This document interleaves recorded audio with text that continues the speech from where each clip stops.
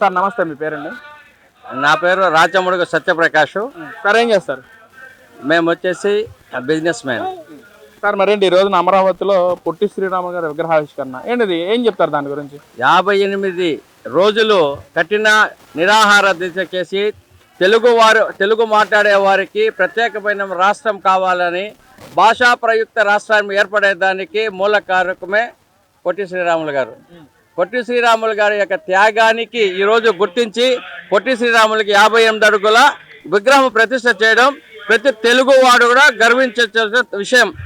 పార్టీలకి మతాలకి అతీతంగా జరిగేటువంటి ఒక త్యాగానికి పట్టాభిషేకం నిజంగా ఈరోజు ఈ తెలుగుదేశం పార్టీ యొక్క ప్రభుత్వంలో జరిగిందానిగా ప్రతి ఒక్క ఆంధ్రుడు కూడా గర్వించదగ్గ విషయం. పక్కన చంద్రబాబు నాయుడు గారు ఓట్ల కోసమే ఇలా చేస్తా ఉన్నాడు అని చెప్పి గత పాలకులు మాట్లాడుతూ ఉన్నారు.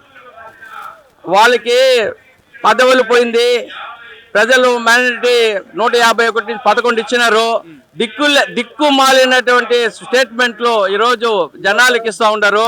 వాళ్ళు ఏం మాట్లాడుతున్నారో వాళ్ళకే అర్థం కాని పరిస్థితి. అంటే ప్రభుత్వం ఏ రకమైన మంచి పనులు చేసినా దానిలో ప్రతి ఒక్క దాంట్లో కూడా తప్పు ఎత్తగడము వాళ్ళకి నైజంగా తయారైపోయింది. అసలు పొట్టి శ్రీరాముల గురించి వాళ్ళు ఏదైనా రాజకీయం చేస్తే వేరే విధంగా రాజకీయం చేయొచ్చును. ఈ రోజు పొట్టి శ్రీరాముల యొక్క విగ్రహ ప్రతిష్ఠ గురించి కూడా రాజకీయం చేస్తున్నారంటే అటువంటి వాళ్ళు ఈ ఆంధ్రప్రదేశ్ లో బతికేదానికి కూడా అనర్హులు. అట్లాంటి వాళ్ళని మనం కూడా ప్రజలు ఇప్పుడు 11 ఇచ్చారు.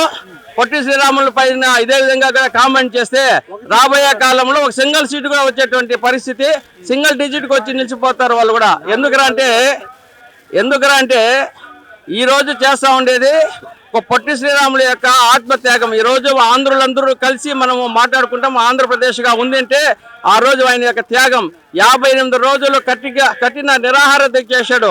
ఆయన చనిపోయినప్పుడు ఎంత దారిద్ర్యంలో ఉన్నాడో కనీసం శవాన్ని దాన్ని కూడా ఆంధ్రులు లేని పరిస్థితుల్లో ఆ రోజు ఉండే మెడ్రాస్ రెసిడెన్సీలో అతని శవాన్ని తీసేదానికి కూడా దిక్కుమాలినటువంటి ప్రజలు ఆంధ్రులు ఎవరు రాకపోతే ఆ రోజు అతను చనిపోయిన తర్వాత ఘంటసాల గారు వారికి నెల్లూరు గ్రామం కాబట్టి వాళ్ళు వచ్చేసి అదేవిధంగా తన జిల్లా అతను చనిపోయినాడని ఉద్దేశించి ఆక్రోశంతో అక్కడ వచ్చేసి ఆ శవాన్ని ఒక రిక్షాలో వేసుకొని ఆశువులుగా అతను పాడినటువంటి పాటలకి ఆ రోజు ఉండేటువంటి లైలా కాలేజీ అవుతాయి, ఆ రోజు ఉండేటువంటి కాలేజీలో ఉండేటి ప్రతి ఒక్క విద్యార్థులు కూడా ఒక మనసు చెదిరి ఆ రోజు వాళ్ళు చేసిన విధ్వంసము భారతదేశ ఉద్యమం ప్రతి ఒక్క చోట కూడా ఉద్యమంగా స్టార్ట్ అయింది.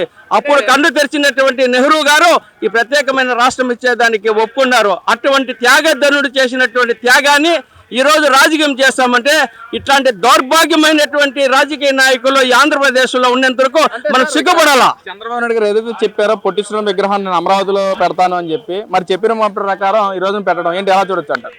చెప్పిన మాట ప్రకారం నంచుకున్నాడు. చంద్రబాబు నాయుడు రాజకీయం చేయొచ్చును, జగన్మోహన్ రెడ్డి త్యాగం చేయొచ్చును. అసలు చంద్రబాబు నాయుడు చేసేటువంటి రాజకీయంలో అతనికి ఉండేటువంటి తెలివితేటల్లో కానీ అతనుకున్న అనుభవంలో జగన్మోహన్ రెడ్డి జీరో నాలెడ్జ్. ఎవరో రాసి ఇచ్చే స్క్రిప్ట్ కూడా కనీసం తెలుగు చదివేకి రాదు, ఇంగ్లీష్ చదివేకి రాదు, హిందీ చదివేకి రాదు, ఏమీ రానటువంటి వారు కేవలం తండ్రి యొక్క అధికారాన్ని అడ్డు పెట్టుకొని రాజకీయంలో వచ్చి కోట్ల రూపాయలు దండుకున్నటువంటి వ్యక్తి యొక్క విమర్శల్ని ఆంధ్ర ప్రజలు ఎవరు పట్టించుకున్న పరిస్థితి లేదు. ఈ రోజు కన్నా ఈ పొట్టి శ్రీరాముల యొక్క విగ్రహ ఆవిష్కరణలో కూడా రాజకీయం చేస్తే ఈ యొక్క ప్రజలు ఆంధ్ర ప్రజలు యావత్ భారతదేశంలోని ఆంధ్ర ప్రజలందరూ కూడా వీళ్ళందరినీ ఇప్పుడు నేల మీదనే పెట్టారు, పాతాళంలోకి భూలోకంలోకి ఈ యొక్క పార్టీని తొక్కేసేదని ఏమాత్రం కంటాపదంగా ప్రతి తెలుగు వారు చెప్పేటువంటి సమాచారం అన్నమాట. సార్ నమస్తే అండి. ఏంటి మరి ఈ రోజున అమరావతి రాజధానిలో 58 అడుగుల విగ్రహం పెట్టడం పొట్టి శ్రీరాములు గారిది ఏంటి, ఎలా చూడొచ్చు అంటారు?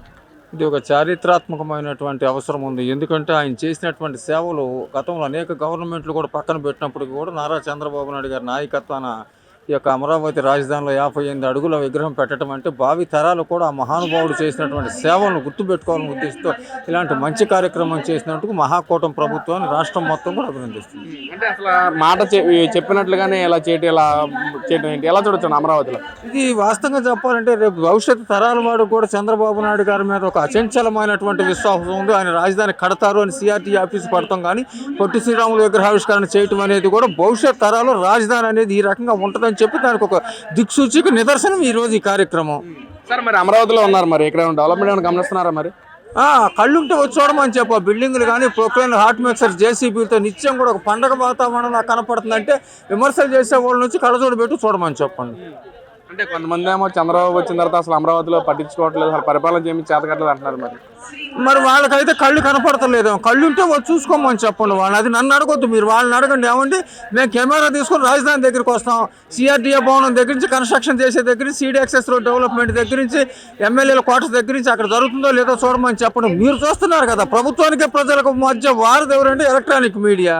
ఆ మాట వెళ్ళి చెప్పిన వాళ్ళ దగ్గరికి వెళ్ళి ఎంపడు పెట్టి తీసుకెళ్ళి ఏమేమి దొరుకుతుందో జరగట్లేదు. ఒకవేళ కళ్ళు కనపడతలేదు అంటే ఎల్వి ప్రసాద్ ఆసుపత్రిలో కళ్ళు వైద్యం చేయించుకున్నాం. అంతే అంటారా? మరి ఫైనల్గా ఏం చెప్తారు ఈ ప్రభుత్వం గురించి కానీ, ఇలా ఏర్పాటు చేయటం కానీ ప్రజలకు ఉపయోగిస్తారు? అరాచకం దగ్గర నుంచి మొదలు పెట్టాడు ఆనాడు ప్రభుత్వాన్ని. ఎవరైనా ఈ రాష్ట్రాన్ని అభివృద్ధి చేయాలంటే కొబ్బరికాయ కొట్టి శుభం కలగాలంటారు. ఆయన ముఖ్యమంత్రి అయిన మొట్టమొదటిసారిగా ప్రజావేదిక కూర్చో అంటే నేను ముఖ్యమంత్రి అయితే ఈ రకంగా ఉండదని నిరూపించాడు. దాని ప్రతిఫలంగానే రాజధాని రైతులు కసిదేరా పగ తీర్చుకున్నారు. ఇంకెంతకంటే ఏం చెప్పాలి? అంటే గత ప్రభుత్వం చూసుకుంటే మనం మీరు అన్నట్లుగా ప్రజావేదిక కూల్చడం దగ్గర నుంచి మొత్తం కూడా విధ్వంసం చూస్తున్నాం. మరి ప్రభుత్వం వచ్చిన తర్వాత మరి ఎలా ఉంది? మరి అనతి కాలం 19 నెలల కాలంలోనే మీరు చూడండి, సూపర్ 6 పథకాలు అమలు చేసే విషయంలో కానీ, పెన్షన్లు డైరెక్ట్గా తీసుకొచ్చి ఇంటికి ఇచ్చే విషయంలో కానీ, రాజధాని డెవలప్మెంట్ విషయంలో కానీ, శాసనసభ్యుల క్వార్టర్స్ డెవలప్మెంట్ చేసే విషయంలో కానీ, మరి పోలవరం ప్రాజెక్టు విషయంలో కానీ, టిట్కో ఇళ్ళ విషయంలో కానీ, ఇంకెంతకంటే ఎవరు చేస్తారు? ఒక ఇల్లు 40 గజాల్లో కట్టుకోవాలంటే 3 నెలలు పడుతుంది. ఇంత యంత్రాంగం ఉండి 36,000 ఎకరాల భూమి రాజధాని రైతులు ఇచ్చారంటే వాళ్ళకి ప్రభుత్వం పక్షాన చేతులెత్తి దండం పెట్టాలి. అంటే ఏంటి సార్ ఎలా చూడొచ్చు అంటారు? గత ప్రభుత్వంలో అసలు మొత్తం విధ్వంసాలు చూస్తున్నాం. మరి ప్రభుత్వం విధ్వంసం చేస్తా ఉందా, లేకైనా ప్రజలకి ఉపయోగపడే విధంగా కన్స్ట్రక్షన్ చేస్తాం? ఏమంటారు ఈ జోకులకు? విధ్వంసమా? చంద్రబాబు నాయుడు గారి నాయకత్వం విధ్వంసం. అభివృద్ధి అంటేనే చేస్తాడు కానీ అసలు ఆ పదానికి అర్థమే తెలియదు. అసలు చంద్రబాబు అభివృద్ధి విజనరీ లీడర్ అని చెప్తున్నారు కానీ విజనరీ లేదు, ఏమీ లేదు. అసలు మొత్తం దాచుకున్న కాన్సెప్ట్ తో వ్యవహరిస్తున్నారు అంటున్నారు. ఎక్కడైనా పరిపాలన చేసేది ప్రజల కోసం చేస్తారు కానీ ప్రతిపక్షాల మెప్పు పొందించడం అనేది ఈ దేశంలో పంచభూతాల వల్ల కూడా కాదు. ఎన్నైనా చేయండి, ఏదో ఒకటి అంటానే ఉంటారు. మీకు తెలుసో తెలీదు, మీరు చెప్పండి. వాళ్ళు చెప్పినట్టు చేయడానికి ప్రభుత్వం నడుచుకునేది. ప్రజల అభివృద్ధి కోసం సంక్షేమ పథకాలు పెడతారు కానీ ప్రతిపక్షం ఎప్పుడు మెప్పు పొందిందో చెప్పండి. ఓకే, వాళ్ళు చెప్పిన దానికి ప్రతిపక్షం మేము ఫలానా సబ్జెక్టు గురించి మేము మెచ్చుకుంటామని చెప్పండి. ఆనాడు పోలవరం ప్రాజెక్టులో భాగంగా పట్టిసీమ ప్రాజెక్టు 6/3/18 180 రోజుల్లో గోదావరి నదీ జలాలను ఒడిసిపట్టి కృష్ణానది కాళ్ళు కడిగింది చంద్రబాబు నాయుడు గారు. ఆ పట్టిసీమ ప్రాజెక్టు లేకపోతే ఇలా కోస్తా జిల్లాలో నీళ్ళు వచ్చాయి. ఇది వాస్తవా కాదా? అంటే పక్కన వైసీపీ నాయకులేమో అసలు శ్రీరాములు గారి విగ్రహం పెట్టడానికి ఎలా ఏంది అసలు ఏం చేశారని చెప్పి కూడా మాట్లాడుతున్నారు. మరి వైసీపీ నాయకులు ప్రతిపక్ష పట్టు శ్రీరాములు గారు ఏం చేశారన్న దాని గురించి మాట్లాడుతున్నారంటే దెయ్యాలు వేదాలు. మరి వాళ్ళే మేము రాష్ట్ర ప్రభుత్వం అధికారికంగా చేసామని వాళ్ళ నాయకుడే డబ్బాలు కొట్టుకుని వాళ్ళ మంత్రిలో ఒక ఆయన చెప్పేశాడు. మేమే అసలు పొట్టి శ్రీరాములు గారు కల్లా కనపడుతున్నారు. పొట్టి శ్రీరాములు గారు ఏం చేశారన్నటువంటి విషయం వాళ్ళ అంతరాత్మకు తెలియాలి. ఎవరైనా చూస్తే నవ్వుతారండి. 58 రోజుల పాటు కఠోరమైనటువంటి నిరాహార దీక్ష చేసి మద్రాసు రాష్ట్రంలో తెలుగువాడు ఆత్మగౌరవాన్ని బహిరంగ వేలం వేస్తుంటే తెలుగువాడికి ప్రత్యేక రాష్ట్రం కావాలని తన శరీరాన్ని సైతం కూడా పక్కన పెట్టేసి ఆయన ప్రతిఫలంగా ఈరోజు రాష్ట్రం అభివృద్ధి అయింది. అంతకన్నా ఏ మహనీయుడు చేస్తాడండి? అంటే ఫైనల్గా అయితే ప్రభుత్వం బాగుంది అంటారు. నేను చెప్పడం కదా, వాళ్ళ దగ్గరికి తీసుకెళ్ళండి, కట్టే బిల్డింగుల దగ్గరికి. సార్ నమస్తే, మీ పేరండి? నాగేంద్ర కుమార్ అండి, పొలం. సరే, ఏం చేస్తారు? మేము ఇది వ్యాపారం చేస్తాం. మరేంటి ఈ రోజున విగ్రహావిష్కరణ ఏంటి, ఏం చెప్తారు? అసలు సూపర్గా ఉండండి. ఇంకా బాగా డెవలప్మెంట్ కూడా అయిపోతుంది ఇక గ్యారంటీగా. రాజస్థాన్ ఇంకా 10 ఏళ్ళ లోపల ఈ ఒక పెద్ద సింగపూర్ మరిగా అయిపోతుంది. అంటే కొంతమంది నాయకులు ఏమో ఇలా విగ్రహావిష్కరణ చేయడం ఇక్కడ చేయడం కరెక్టేనా అని చెప్పి గత పాలకులు మాట్లాడుతున్నారు. కరెక్టే. ఆంధ్రప్రదేశ్కి స్వరాజ్యం ఇచ్చిన అర్థమే అండి ఆంధ్రప్రదేశ్కి. అంటే గత పాలకులు ఏమో విగ్రహం పేరుతో ఓట్లు దంచుకోవడానికి చంద్రబాబు ఇలా పెద్ద స్కెచ్ చేశారని చెప్పి వాళ్ళు రాజకీయాలు చేసుకుంటా ఉంటారు అంతే. వాళ్ళు పెద్ద ఇది ఏమరా అంటే చెప్పకూడదు ఆ మాటలు. సార్ మరి ఓవరాల్ 22 నెలలు అవుతుంది, మరి పరిపాలన ఎలా ఉంది? బాగుండండి, సూపర్గా ఉండండి. అంటే పథకాలు అందట్లేదు అంటున్నారు. అందరికీ అంతా ఉండండి, కొంతమందికి అందలేదు. ఏం చేసాకైతే వాళ్ళు పోయిన డిపార్ట్మెంట్లో పోయి చేసుకోవాలి. సార్ గతంలో ఎలా ఉంది? మరి గతం కన్నా ఇప్పుడు బాగుండారండి.